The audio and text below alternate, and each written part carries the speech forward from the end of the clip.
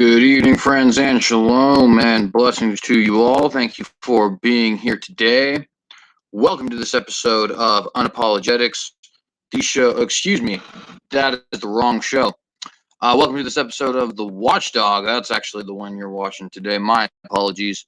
I am your host, CJ Cox, here to tell you that we are indeed living in biblical times, my friends. If you are here with me, please do like and share this video. Please get this out to all the different people all the different social media platforms, which you frequent. Of course, what good is a message without an audience to hear it? If this is your first time here, please consider subscribing to the Synagogue News YouTube channel, where you will find episodes of the Watchdog, if everything goes correctly, aired Monday, Wednesday, and Friday, as well as miscellaneous debates sometimes posted here as well. I guess I said as well twice, so that might be a little bit redundant. But nonetheless, if you guys are interested in that, please do consider subscribing there, hitting that bell to get notified of every time that we go live, of course. And you can also follow me on a bunch of different social media platforms. I am on Minds, Gab, Parler, Twitter, and Facebook. If you're interested, please consider joining there. Certainly do appreciate you if you do. Got some pretty interesting conversations to have for you today. Obviously, there's been some pretty lame stuff going on in Afghanistan. We're going to be talking a lot about that. Of course, it's the headliner, as you can see here.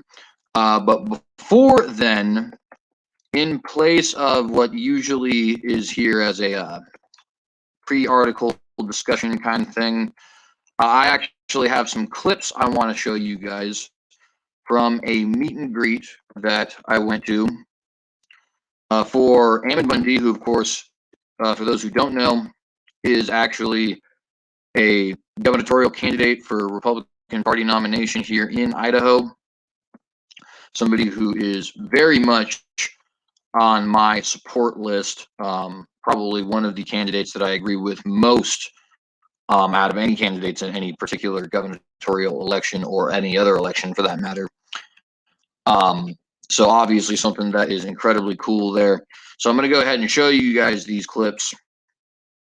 And of course, you'll just get kind of like a good idea of everything that was going on there. And this is definitely, to an extent, me trying to advertise for him for sure. I want to get this message out, right? I'm not actually associated directly or in any way with the Ammon Bundy campaign, but I do very much support Ammon Bundy and everything that he is doing.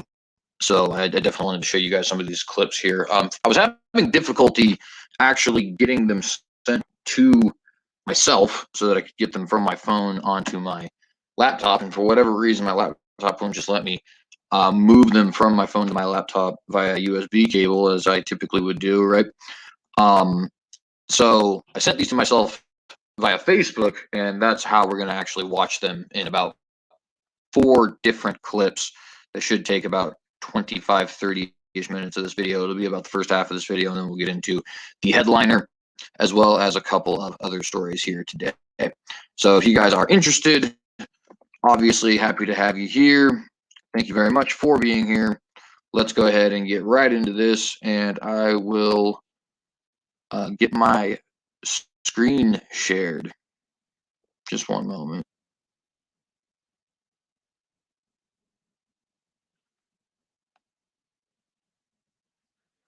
Just a moment, friends.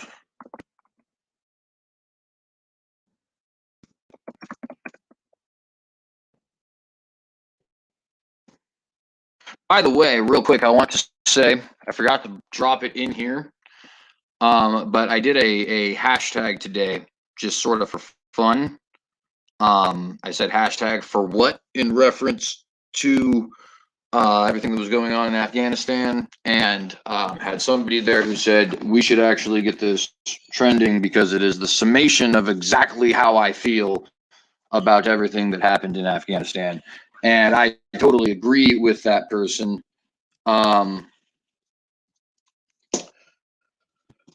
as far as this is something that is definitely, as he said, the summation of how I feel about what happened in Afghanistan, right? For what? So if you guys also feel that way, if you're sick and tired of the forever wars and sick and tired of the fact that we just go around policing nations only to eventually have those nations taken back by the very people we were trying to get rid of in the first place, go ahead and get that trending if you'd be so kind. Hashtag for what? Because it was all for nothing. It was all absolutely for nothing. And I, for one, am kind of disgusted with everything that happened there. But of course, we'll get into that in a moment. I obviously want to get into everything we have here. By the way, shalom to Brother Nicholas. I see you and LPP are both saying I'm choppy, so just a second.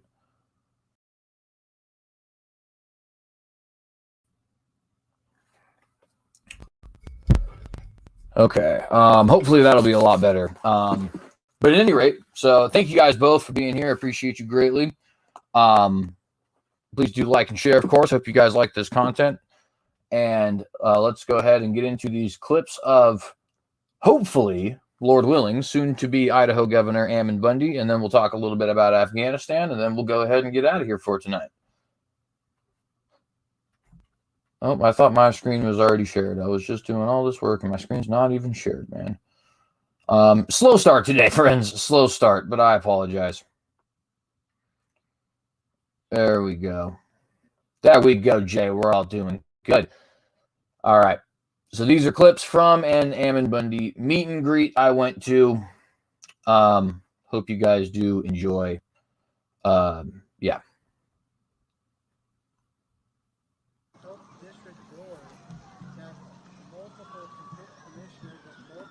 Ooh, audio quality does not appear to be particularly good right now. Hang on.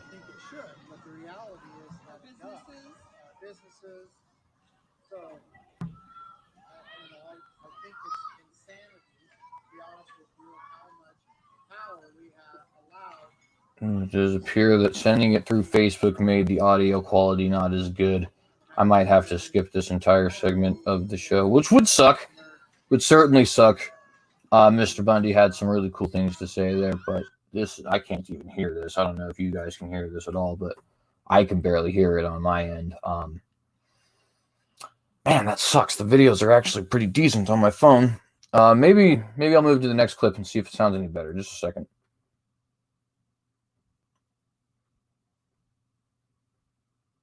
Legislature, and when these mandates are coming down, and they're supposed to be for the people. They don't have that authority. The people never give them that authority. And even when it's legislated, if it's legislated. Let me know if you guys can hear that in the comment section. And so, and actually, I've never seen where there's any legislative authority to mandate masks. There's not. That I know of, there's no legislative authority that allows King Little, or the mayor, Central District Health. They don't have that authority. They have the authority to regulate government, not people.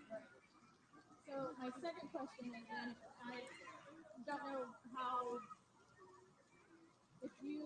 far you've read into the state constitution, because I haven't. I'm going to. Do you know right now, as far as this declaration, the emergency declaration that Little did? I have heard that it's only supposed to be put in place anytime one is put in. It's only 60 days, and here we are, going into 18 months now. Do you know if that's true? Is there a time limit, or? Yeah. I know a little bit about that. Okay. So the governor or executive orders, again, are for the executive branch to put orders for that are supposed to protect the people. They're not supposed to be for the people. So his health order was completely unconstitutional. Right. But let's just kind of set that aside and say, talk about the state statutes authorized, not the Constitution, the statute, authorized the governor to issue emergency orders, and it gives him authorization to exercise those within 30 days. And then it says if there is a legitimate, I'm paraphrasing, I could get it literally, I have it here, but if it's necessary, he can extend that to 60 days. Then, according to Idaho law, if the governor does not release that power back to the legislature, it says that the legislature shall convene on the 90th day and end the order. So that makes sense, right? So we don't end up with a dictator. All right. Well, nothing I am doing appears to be helping this at all. And LPP, I do see your comment here. So for whatever reason, my computer is not allowing me to do that. Every time I am actually connecting my phone to my computer via USB, it's just saying that I am not able to connect, and it's giving me an unknown error code, which I imagine is something wrong with the computer itself in a way. But nonetheless, that's fine. That's totally fine. If we can't get these clips, I'll find a way to heighten the audio quality a little bit better and get everything on for you guys. There's still plenty of news to talk about today. Maybe that just means we have more of an opportunity to discuss. I'm not even on the right thing here. Here we go. More of an opportunity to discuss Afghanistan, right? So I guess that'll be that. Real slow start to today's program, unfortunately. But he says upload to Google Drive, then download directly. For sure. For sure. I will definitely do that.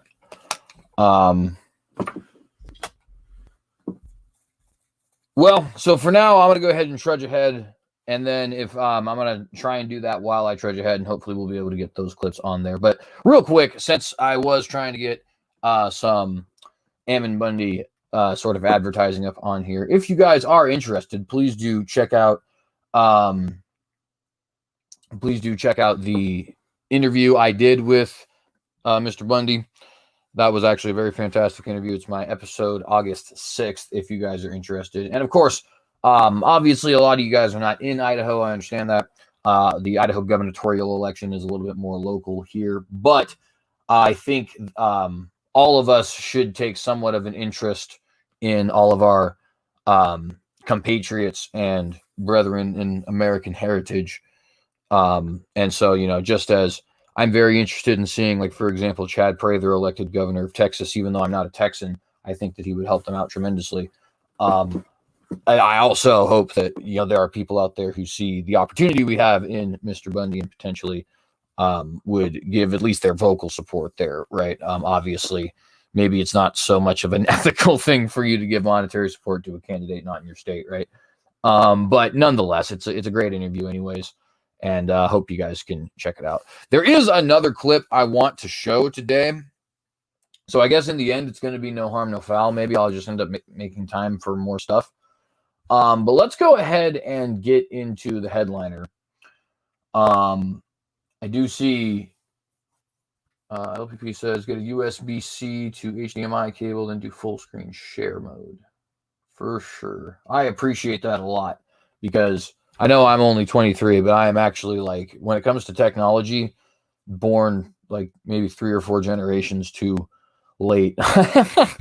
I'm totally technologically illiterate. It's funny. I even worked for Apple at one point, and I know Apple products really well, but I don't know anything else very well, honestly. But nonetheless, I digress. There is another thing that we can get into today, so let's go ahead and get into that. I do love this right here, though, so I do want to put it up here on the screen because this is exactly what I'm talking about.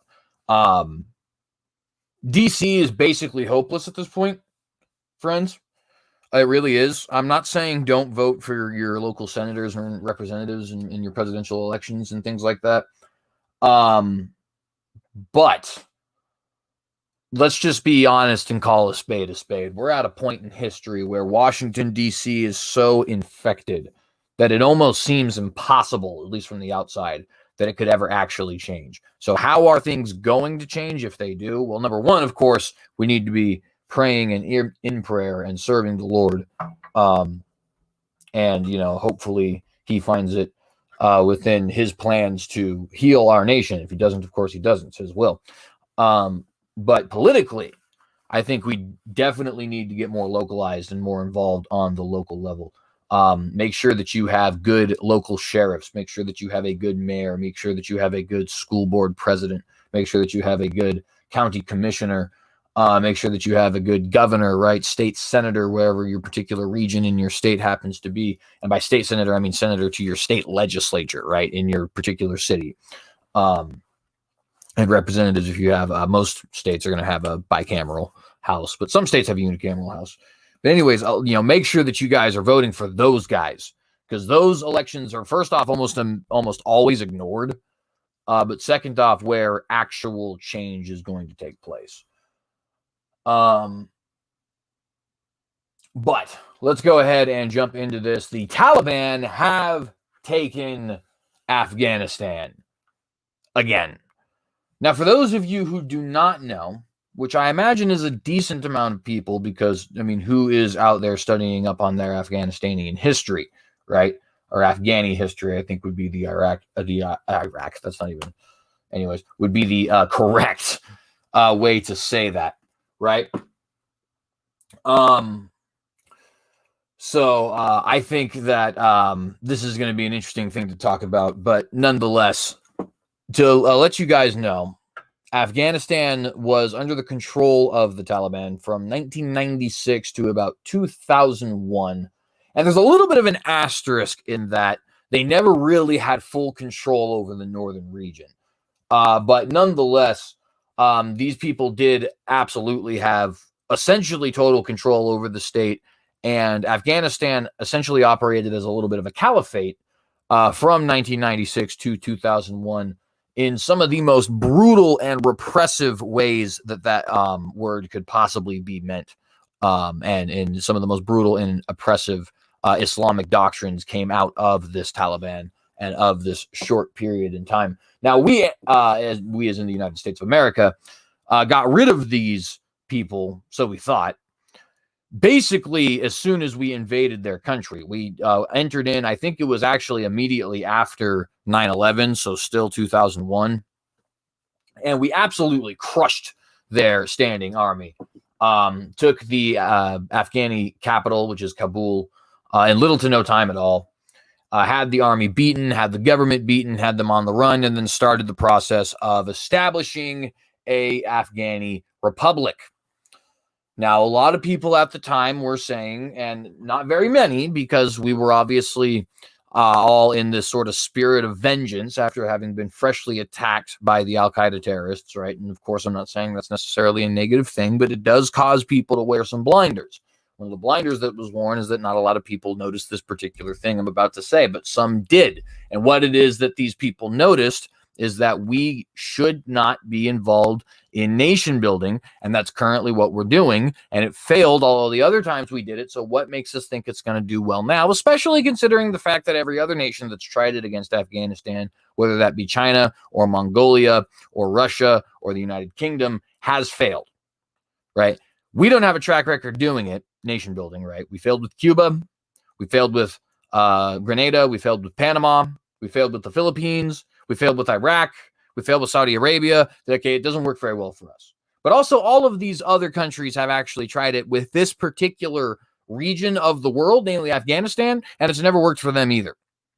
Now, this could just be because maybe nation building is a stupid idea and going out policing the world is not something that we should be doing. And I do happen to genuinely believe that. However, the point just being that there's a bad track record on our end and there's a bad track record on their end, meaning of people coming in and then eventually losing, right? So it's actually a good track record on their end, I guess. So what makes you think that this is going to turn out well? Literally, we need to go in, we need to destroy the Taliban, we need to get out. That's how it needs to work. We're not in the business of policing the world. We're not in the business of tiling for their schools and stuff like that, right? That's not what we should be doing here. Well, those people were ignored. Those voices were very few and far between. It was really Ron Paul. Actually, former President Trump was one of them. And a couple others, but not very many people, right, is the point.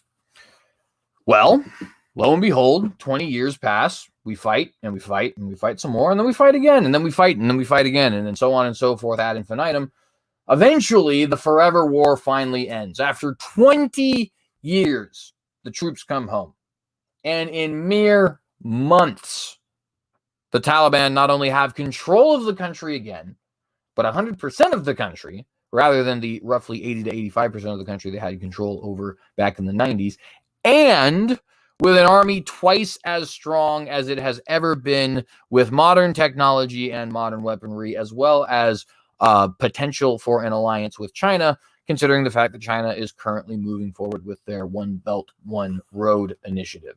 In other words, we got hundreds of thousands of innocent civilians killed, and when we left, the country was not the exact same as we left it, but the exact same times two, meaning the same group. It's not like we traded one evil for another. We actually traded one evil for the exact same evil. It wasn't really a trade, except for the fact that that evil came back twofold this time. And I think this is a great example as to why the United States, number one, needs to fight wars with backbone. What do I mean by that? If you fight a war to win. You pummel that enemy, destroy them, render them incapable of fighting, permanently crippled. No mercy. That is how you fight wars. Okay, that's how the Civil War was won. That's how World War I was won. That's how World War II was won. That's how the Spanish-American War was won. That's how you win wars. You destroy the enemy entirely, and you render them incapable of fighting. The United States has not done that since World War II, and we've lost every single war we have fought since World War II, with maybe the one exception, I guess, of Desert Storm, if you want to consider that a war. It was like a week-long altercation. That's the first thing. The second thing that we should learn from this is nation building does not work. Hundreds of thousands of innocent civilians killed over 2 decades. And for what? Nothing. You got a damn thing from it. Not a damn thing is what I mean to say. You got jack, right? Literally nothing. We don't have money to show for it. In fact, we lost a bunch of money.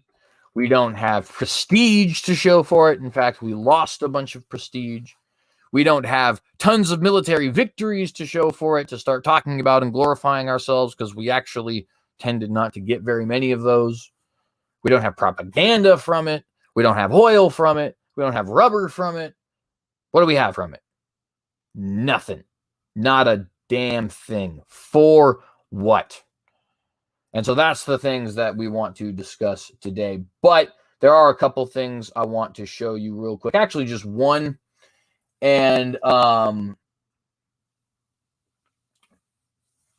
that is actually a clip from Acts 17. Sorry, I'm just getting distracted while I'm pulling it up. Acts 17 apologetics, talking about the Taliban taking Afghanistan. So I'm going to go ahead and show you guys now this video here. We'll obviously pause a little bit for some commentary and stuff like that. But nonetheless, here we are, right? Here we are. So here's the video I'm trying to show you guys. Headlines. CNN, Afghan government falls. The New York Times, Afghanistan's government collapses. The Washington Post, Afghan government collapses as Taliban takes control of Kabul. Fox News, Afghan President Ghani flees. U.S. Embassy lowers American flag with Taliban takeover nearly complete. The Los Angeles Times, Taliban floods Kabul, president flees, and Afghan government collapses. U.S. rapidly evacuates. The BBC, Taliban enter Kabul as Afghan government collapses. Reuters, Taliban enter Afghan capital, president and diplomats flee. MSNBC, Taliban takes control of presidential palace as Pentagon to send 1,000 troops to Kabul. Those additional 1,000 troops, of course, will only be there to help with the evacuation. Just 3 days ago, I was reading articles from experts who were saying that Kabul would probably fall to the Taliban within a few months, but that it could happen in as little as 1 month. 3 days later, Afghan government falls. What the experts weren't factoring. Now, I just want to point out really quick that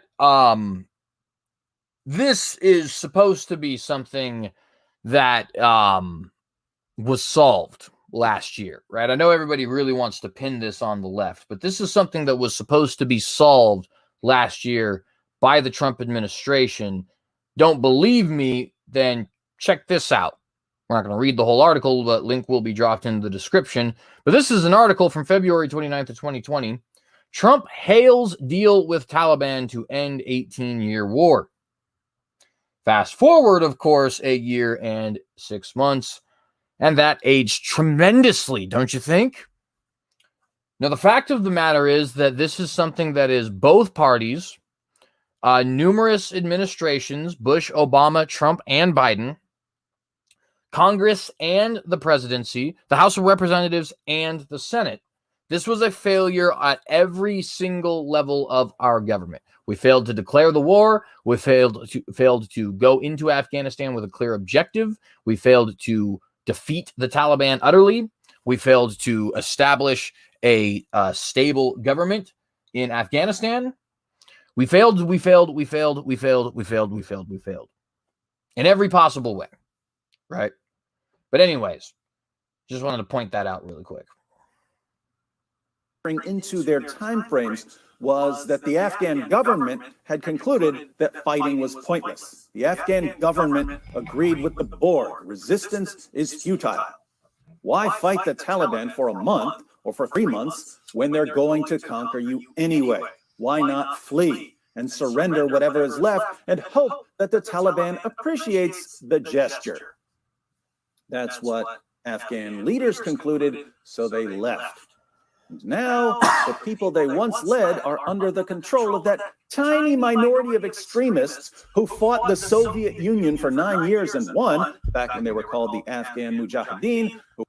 By the way, when he says tiny number of extremists, know that he is being facetious in that.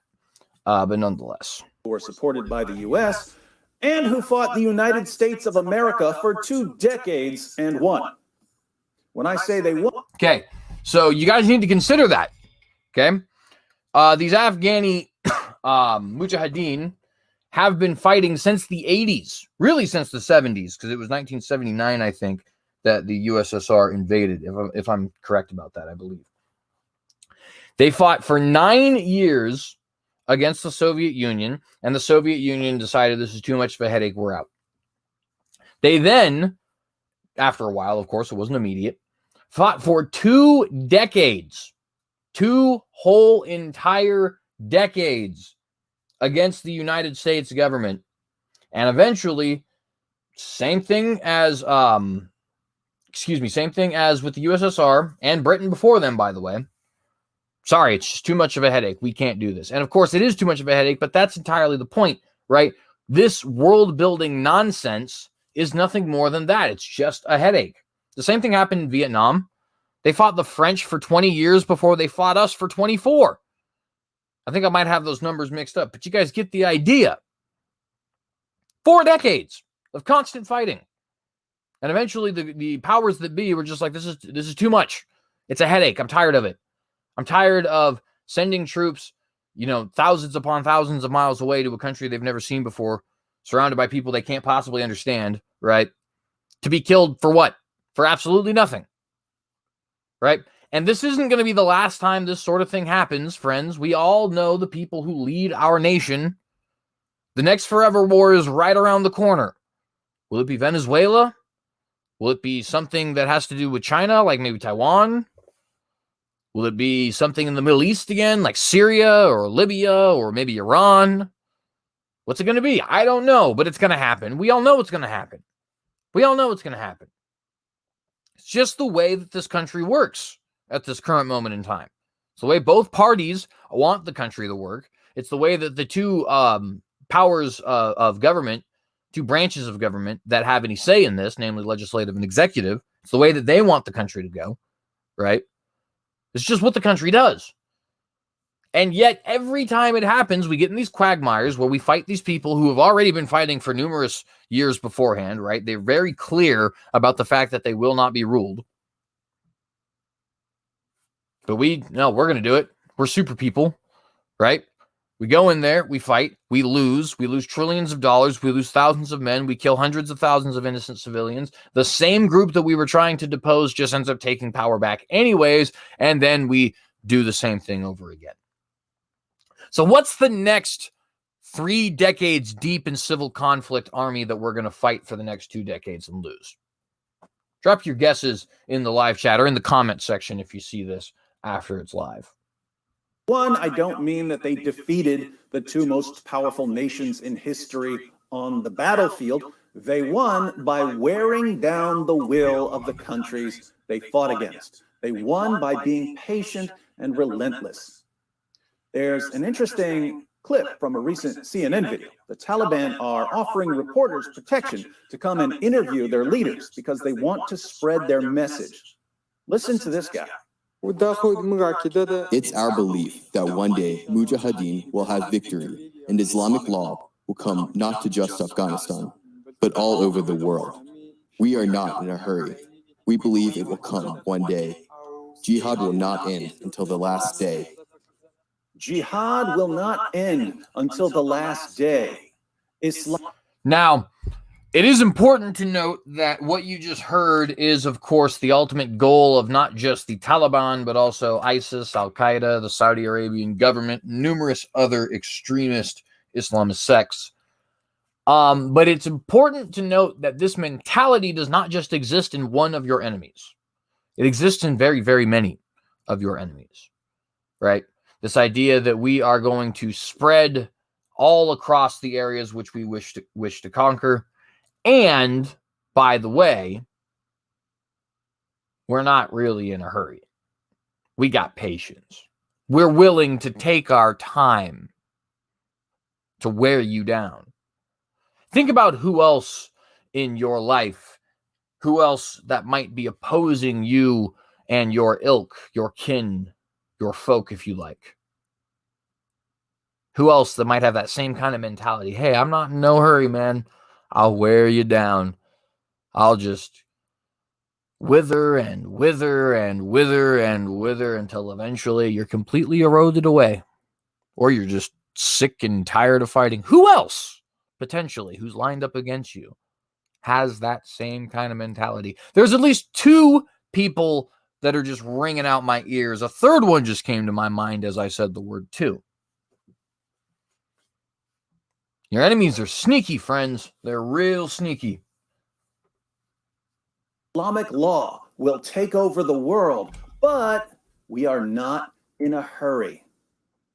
What was the Soviet Union doing in Afghanistan?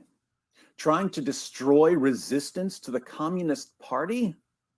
The response of the Afghan Mujahideen was, how important is that to you, Soviet Union? Because we can hide in caves and attack you forever, and we are not in a hurry. The Soviet Union lasted 9 years against the Afghan Mujahideen. Why was the US in Afghanistan for 2 decades?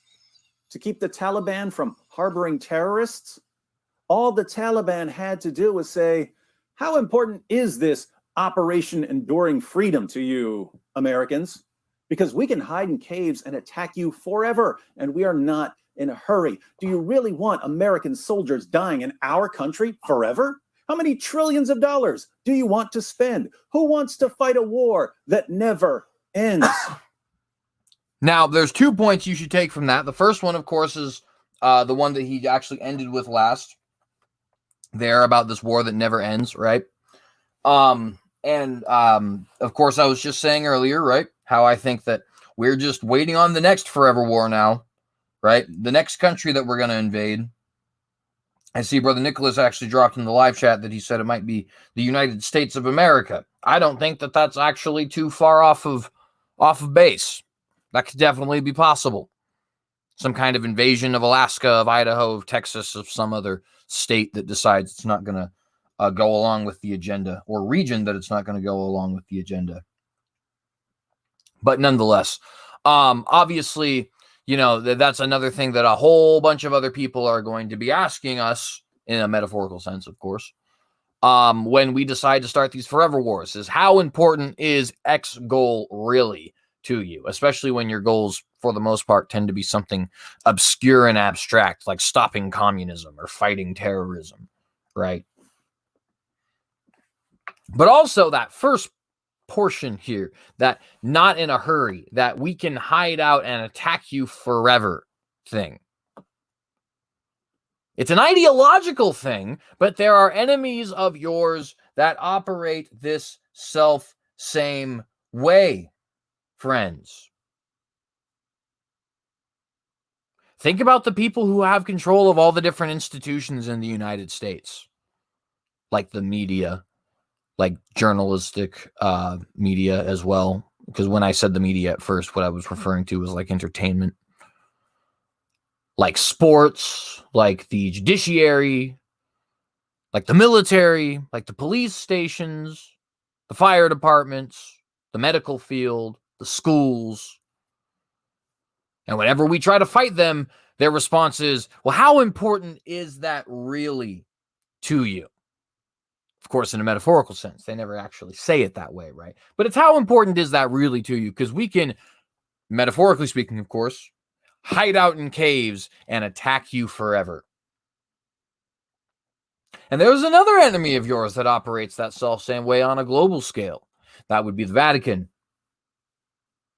Whether it's communion, or not wanting to be under the authority of the church, or not wanting to submit to the authority of the Pope, or not believing in Petrine succession, or not believing in Mariology, or not wanting to pray to the saints, or whatever it happens to be, the Catholic Church has the self-same response. How important is that really to you? Because we can, metaphorically, hide out in caves and attack you forever. And in both of those particular instances, you're currently seeing conservatives in the one instance and Christians in the other evacuating the capital. We're out. We're done. Right? It's happening in droves. And, well, the result, of course, is predictable. But I just think that it's an analogy that is something that is wise for us to use, if you will. Because really, we do need to understand who our enemy is. And this is why when you fight wars, right, when you look at the really great generals, Ulysses S. Grant, Robert E. Lee, Stonewall Jackson, and William Sherman, those are all from the Civil War, but they're all great. Napoleon Bonaparte and Hannibal, Joshua and Alexander the Great, Julius Caesar and Sun Tzu, etc. You can go down this list forever. What is one thing that they all have in common? They mean business. When they fight, they fight. And they fight hard and brutally. And they pursue and they press and they put down the bayonet and they make sure, and, you know, of course, if they have the bayonet in their time, and they make sure that they are constantly fighting, never backing down, never retreating, at least not in the real sense. Maybe retreating in a tactical sense, but not in a real sense. They are always standing up and fighting and crushing the enemy utterly. Not, oh, I gave him a black eye. Maybe I'm going to go ahead and retreat now and we're going to stop. He'll learn. No, pummel him entirely.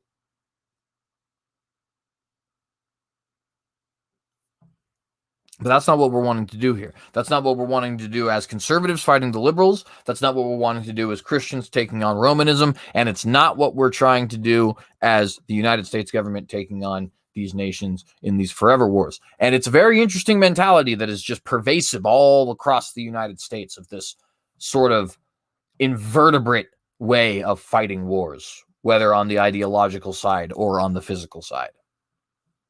We'll just keep them at bay, 6 feet apart, right? As if that actually helps. Then all they had to do was wait, because they were not in a hurry. But notice, the Taliban official said that this is their approach to conquering the entire world. Endless jihad until everyone just gets sick of fighting and submits to Islamic law. That's been Islam's approach for 14 centuries. Brutal violence combined with patience and relentlessness can wear down some very strong wills over time. When Islam comes for your nation, you better hope that you have leaders and a population with a collective will that is absolutely indomitable. Because the jihadis are not in a hurry. And the leftists and the Romanists and the Marxists and everybody else, the globalists, right? Everybody else who is fighting against you, they are much like the Taliban, friends. They are in no hurry. They are in no hurry. But nonetheless, let's go ahead and read some about this from the Associated Press. Excuse me. Taliban sweep into Afghan capital after government collapses. By Ahmed Sumer, Rahim Faiz, Tahim Akhtar, and John Gambrell, who is very out of place in this particular conversation. I jest, of course. Excuse me.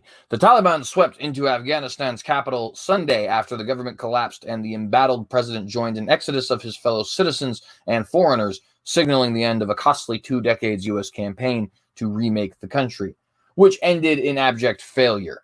Let's be clear. Heavily armed Taliban fighters fawned out across the capital and several entered Kabul's abandoned presidential palace. Suhail Sahin, a Taliban spokesman and negotiator, told the Associated Press that the militants would hold talks in the coming days, aimed at forming an open, inclusive Islamic government. What exactly that means, of course, is yet to be seen. This is me commenting, by the way. But what exactly that means is yet to be seen. We don't know. Could it be the caliphate that was established back in the late 90s? I mean, likely, right? This is that, after all, the Taliban we're talking about. This is the same group that not only perpetrated those evil deeds, but has since then allied itself with terrible groups such as Al-Qaeda, such as ISIS, such as Boko Haram, right? Hamas, Hezbollah, so on and so forth, right? They're very vocal about how it is that they feel. And of course, we just saw the clip of a spokesperson from the Taliban, perhaps even this same spokesperson that they're referencing, saying that they want actually to have jihad all throughout the world, right? So they intend to not have it stopping at Afghanistan. Earlier, a Taliban official said the group would announce from the palace the restoration of the Islamic Emirate of Afghanistan, the formal name of the country under the Taliban rule before the militants were ousted by U.S.-led forces in the wake of the 9/11 attacks, which were orchestrated by Al-Qaeda while it was being sheltered by the Taliban. But the plan appeared to be on hold. Kabul was gripped by panic. Helicopters raced overhead throughout the day to evacuate personnel from the U.S. Embassy. Smoke rose near the compound as staff destroyed important documents, and the American flag was lowered. Several other Western missions also prepared to pull their people out. And of course, there is a lot of different things to be fearful of, right? The Taliban is, of course, notorious for their treatment of women, forcing women into sexual slavery, forcing women to wear not just hijabs, but also burqas and niqabs, forcing women to not be able to teach or have jobs or learn in school or anything like that, or be outside without a male companion or anything of that nature. They are also notoriously brutal towards religious minorities. In Afghanistan, one of the biggest religious minorities that you'd have to deal with is Christians, actually. And so they are notoriously rough and brutal with Christians, of course. There are other groups also in the Afghani region. I'm not going to pretend that those groups don't exist and don't also get persecuted by the Taliban people. But I, just want to stress to you guys, there is quite a large minority, in terms of gross numbers, not in terms of percentage, in Afghanistan, that does, of course, find itself incredibly persecuted, and as they do in a lot of other places across the world, like Pakistan and Iran and so on and so forth. The Taliban is not particularly fond of ethnic minorities, believe it or not. I know that's a shock, right? That a extremist group has a problem with groups that are not lining up with them ethnically, and so on and so forth, right? And a lot of these things we're actually already seeing reimposed in Taliban-controlled regions of Afghanistan. Like, for example, they are going door to door in certain cities that they have control of, and demanding that women between the ages of, I think, 12 and 25 be listed so that eventually their jihadis can come in and take them as either wives or sex slaves. So we know for a fact, by the way, another thing, they're shutting down schooling for women, or co-ed schooling, right? So women are already being told that they're not allowed to learn or teach, right? So a lot of the things that you actually have going on, or had going on rather, in the 1990s caliphate is already being reimposed. This definitely doesn't appear to be any sort of inclusive or progressive version of the Taliban, right? But nonetheless, we go ahead and continue. Fearful that the Taliban could reimpose the kind of brutal rule that all but eliminated women's rights, Afghans rushed to leave the country, lining up at cash machines to withdraw their life savings. The desperately poor, who had left homes in the countryside for the presumed safety of the capital, remained in parks and open spaces throughout the city. Though the Taliban has promised a peaceful transition, the U.S. Embassy suspended operations and warned Americans late in the day to shelter in place and not try to get to the airport. A lot of people have been saying Biden's Benghazi, and whether or not that ends up happening, we do know that at least a couple soldiers who are left in these embassies believe that that is going to, or ambassadors, I think. They might not actually be soldiers, but nonetheless, they think that's going to happen. So, of course, we'll see, but that's obviously, there's potentiality for that, of course. Commercial flights were suspended after sporadic gunfire erupted at the Kabul airport, according to two senior U.S. military officials. Evacuations continued on military flights, but the halt to commercial traffic closed off one of the last routes available for fleeing Afghans. Dozens of nations called on all parties involved to respect and facilitate the departure of foreigners and Afghans who wish to leave. More than 60 nations released a joint statement distributed by the U.S. State Department late Sunday night Washington time, excuse me.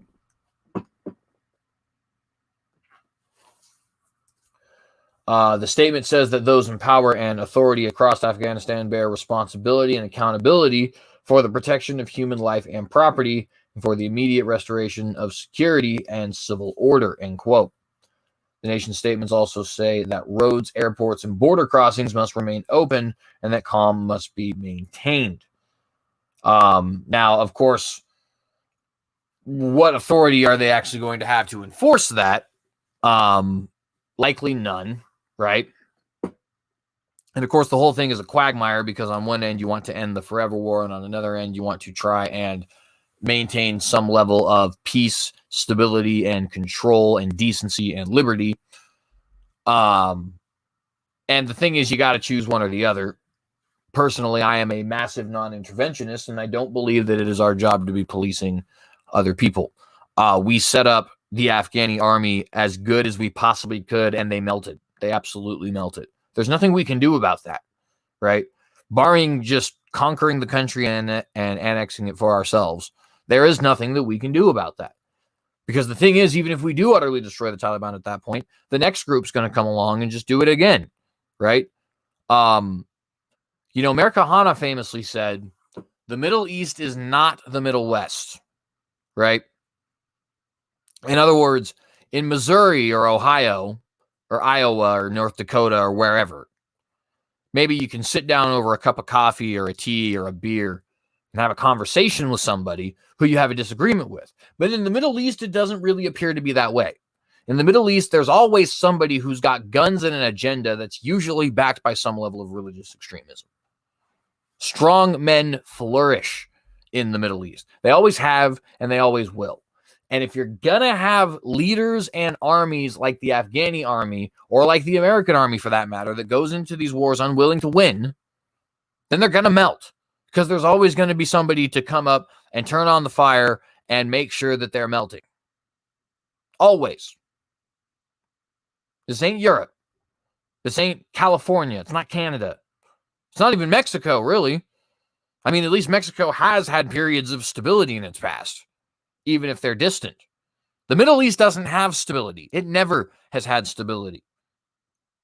You go all the way back to the times of ancient Egypt. It has never had stability. It is constant warfare and bloodshed, has been from the dawn of time, will be to the end of time. And the sooner Americans understand that, the better. On top of everything else that I hope Americans understand that I've already vocalized in here, such as being non-interventionist, staying out of these forever wars, fighting wars with a mentality to win, so on and so forth.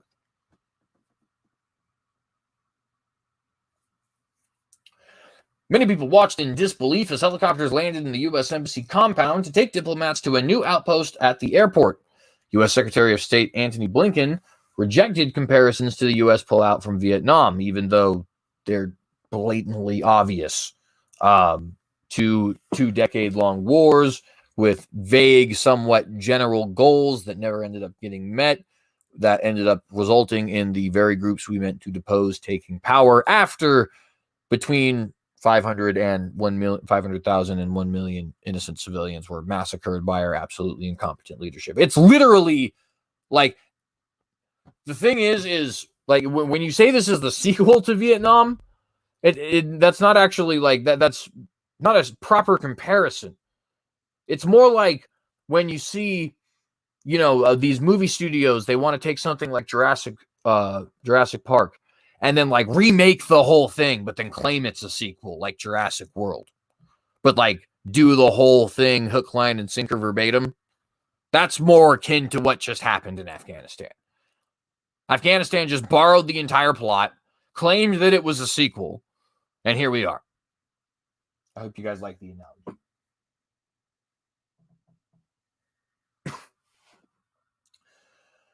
Quote, this is manifestly not Saigon. He lied on ABC's This Week. The American ambassador was among those evacuated, officials said. He was asking to return to the embassy, but it was not clear if he would be allowed to. The officials spoke on conditions of anonymity. Oh my goodness, I cannot talk right now. Anonymity. Man, why can I not say that word right? I know how to say this word, and it is just not coming on. I didn't even care. We're moving on, and I'll correct the record later. That's embarrassing. Hey, that's what happens when you do these videos live and off the cuff, right? Anonymity to discuss ongoing operations. As the insurgents closed in, President Ashraf Ghani, or however you actually do say that, I guess I'm not sure. I should have checked the pronunciation first, flew out of the country.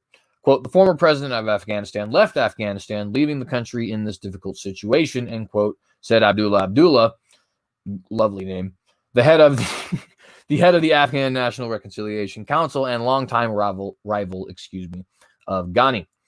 Quote, God should hold him accountable, end quote. Oh, and he will. He will. I know that me and Abdullah probably worship a different God. I imagine he's probably a Muslim.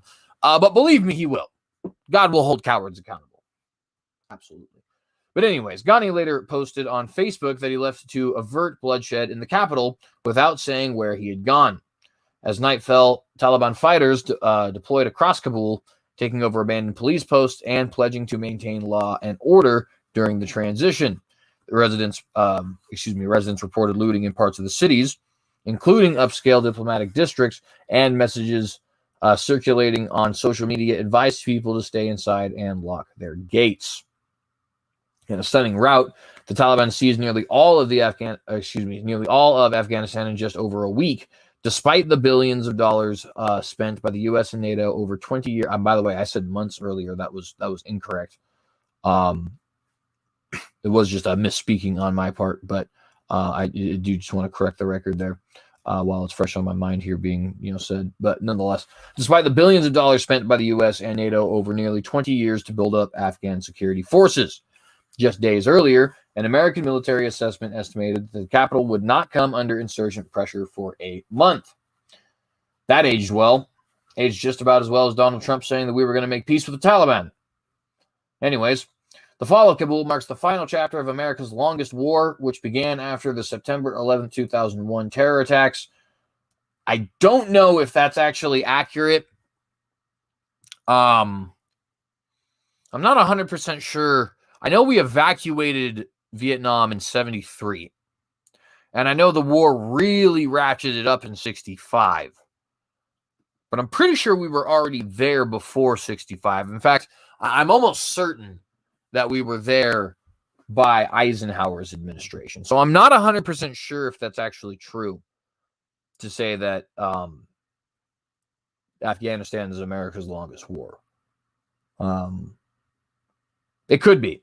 I could be wrong about that. I also would imagine that one of the Native American wars probably was longer than that as well. I mean, heck, we fought the freaking Apache from the 1860s all the way to the 1890s. But at any rate, that's just me, I guess, being nitpicky. The U.S.-led invasion dislodged the Taliban and beat them back, but America lost focus on the conflict and the chaos of the Iraq War, which was another absolute quagmire and failure. In fact, that one even more so than this one, because at bare minimum, when it comes to Afghanistan,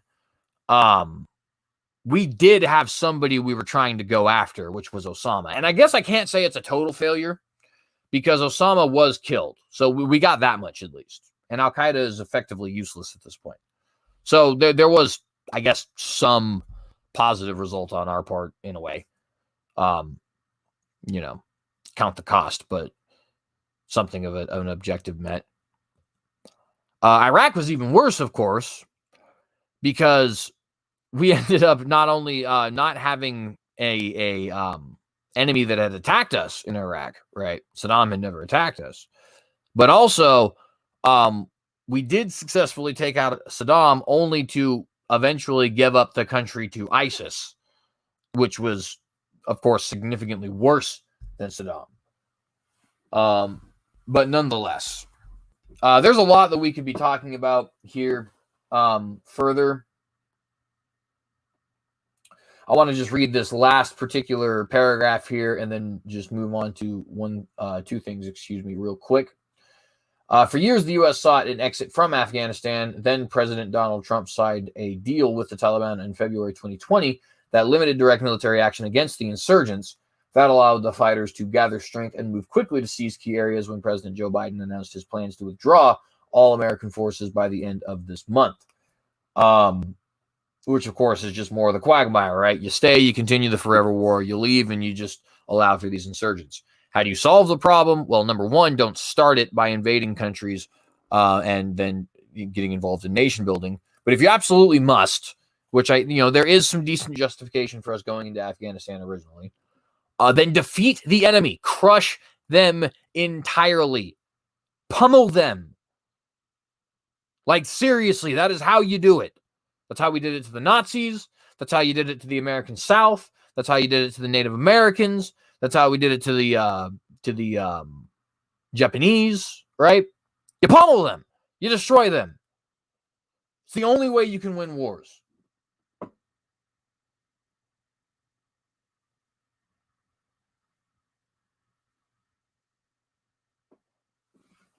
And by the way, just for the record, I would just like to point out that now that the Taliban have been reestablished in Afghanistan, they're never going to leave. Because at this point, they will become a proxy of China. Mark my words. China is real interested in this Belt and Road Initiative, where they're going to build a highway from Beijing all the way to London. And you'll never guess what's in between Beijing and London. Oh, yeah, that's right. It's Afghanistan. I wonder if it might be awesome to have an anti-Western government in Afghanistan to help with this particular movement. Maybe, I don't know, the Taliban potentially. Mark my words, it's going to happen. They're going to be allied with each other. Absolutely. And as a result, the Taliban will never leave, because attacking them will be akin to attacking North Korea, akin to supporting Taiwan, all that other kind of stuff, right? Where it ends up being a chain reaction that leads to World War III. Or so everybody will think. By the way, I noticed somebody here, Michael Donahue. I don't think I've ever seen you before here, Michael. Thank you for being here. I appreciate your comments. I'm not reading a lot of them at the moment because I'm reading the article, but I appreciate your comments here, and I appreciate you being here.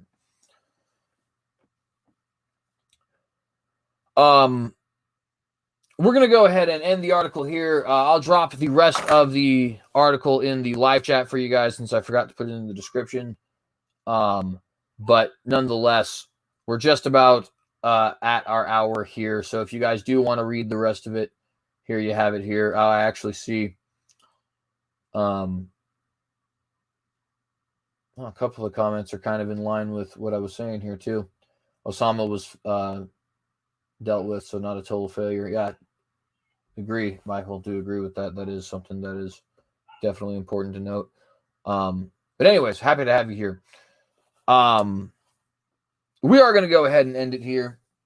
I know this was a little bit of a disjointed show, unfortunately, because of the way I started. I never really got my groove on the whole way through, so I apologize for that. But if you guys like this anyways, please do consider liking and sharing this video. Please consider subscribing if you like this content.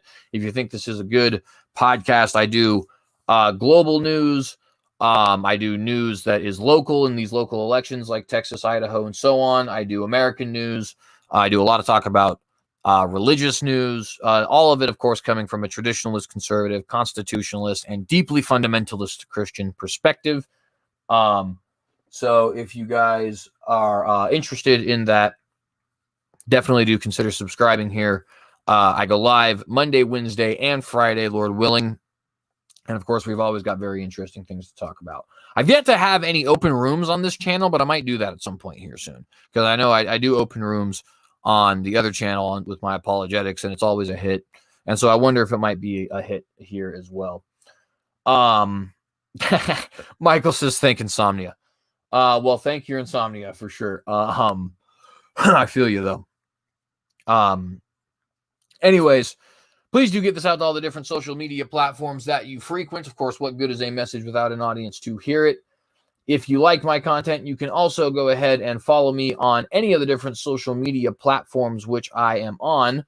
I can be found, as the Synagogue on Minds, Gab, Parler, Twitter, Facebook. So if you want to find me on any of those, go ahead and type in the Synagogue. You can follow me there and obviously hear a lot of my quick hot takes and all that other kind of stuff. If you guys want to support me on as far as this particular Watchdog podcast on alternative platforms, go ahead and look up the Synagogue on BitChute and Rumble. We've already had videos removed, even though hardly anybody is watching this show. So, if the Lord wills and we end up getting popular here, then of course our days are definitely numbered. So please do consider subscribing on the BitChute and the Rumble. And last but not least, if you guys want to see us starting to go live on BitChute and Rumble, starting to get some better internet, starting to get some better audio quality, starting to get a website, all that other good stuff. If you, in other words, think that this content is deserving of me having a career in podcasting and all this other kind of stuff, please consider giving to the Patreon. Obviously only if you feel led to do so. And I appreciate you guys being here. I'm going to go ahead and get out. Hopefully on Wednesday, we'll have a much less disjointed show. Maybe one where I can potentially show you guys those clips. But regardless, I appreciate you being here. Remember to be watchdogs and ask yourself this question. In the face of Armageddon, will you compromise?